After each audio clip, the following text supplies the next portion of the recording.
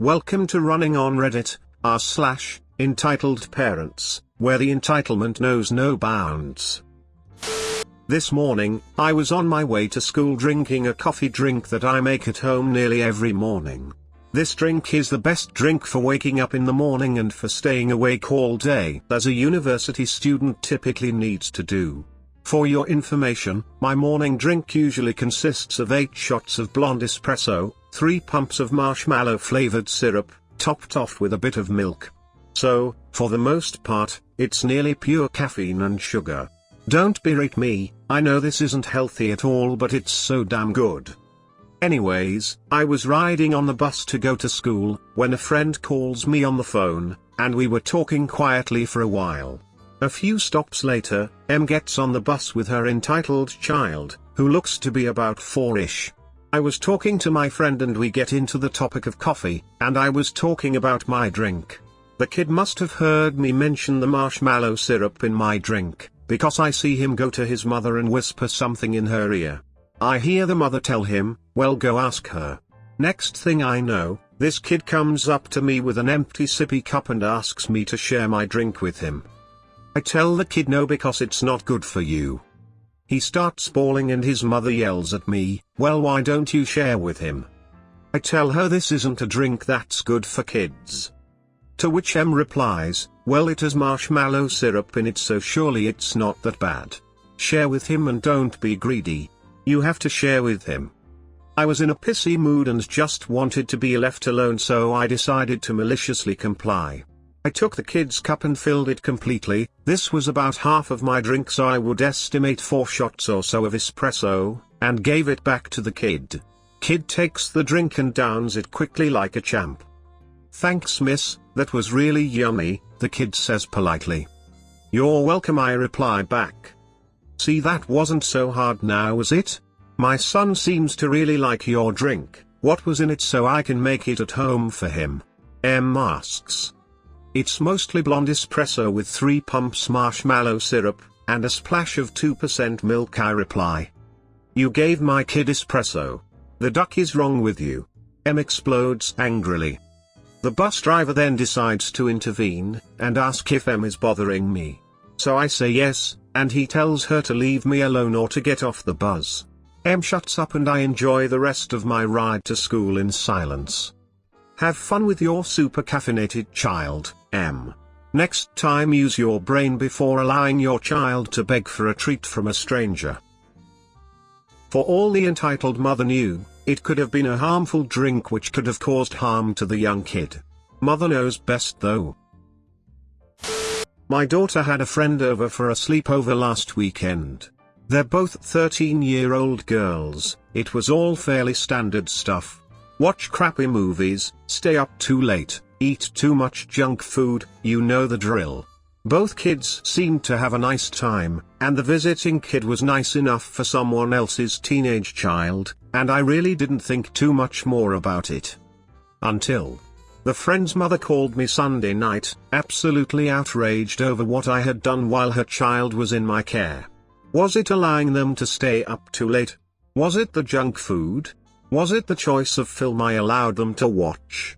No, my crime was far worse than that. Imagine the mother's horror when she discovered I had allowed her child to, wait for it, drink tap water. Turns out only bottled water is acceptable for her family.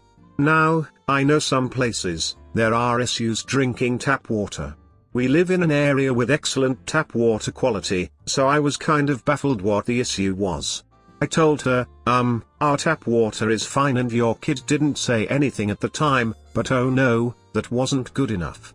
You see, tap water has toxins in it, it's not safe, and her family only drinks bottled water, and she is frankly shocked and disturbed that her child was associating with the child of such an awful parent, and that I could rest assured she would be calling CPS first thing Monday to have my child removed from such a harmful environment. I was just kind of stunned and didn't really say anything, and she hung up on me. I'd love to know where she thinks bottled water companies get their water from, and second, we're in Australia, and CPS isn't a thing here. So yeah, they're out there. Bottled water isn't that much better than tap. The mother is a psycho whose problems are just too small. Maybe she ran out of things to complain about. This last story is a bit lengthy, but it involves an entitled military wife. Please note this takes place in the UK, so telling me about the amendments of America means nothing. So where I live there's a small army base, and around it is a housing estate where the families live. Part of this estate was sold to a couple of housing associations, and I live in one of those. The army families move around a lot, so people in those houses generally move every 2 years or so, some a little more frequently, others less so. There's a row of 4 terrace houses directly across from me, and one of them was empty, ready for new tenants. Here's where we begin. I took my daughter to nursery, and then went shopping for some new clothes. This was at 9 AM. I get back about 11:30 AM. And see a large moving truck in the street. To avoid them, I go to the other side of my property. I suffer from chronic anxiety and tend to avoid most people. I go in the front door, and take the new clothes upstairs to sort. Whilst I'm there, I hear noise from my back garden and door. Looking out the window, I see a man with a large toolbox trying to open my back door, a woman behind him looking furious, and the guys from the moving company standing around with boxes looking bored.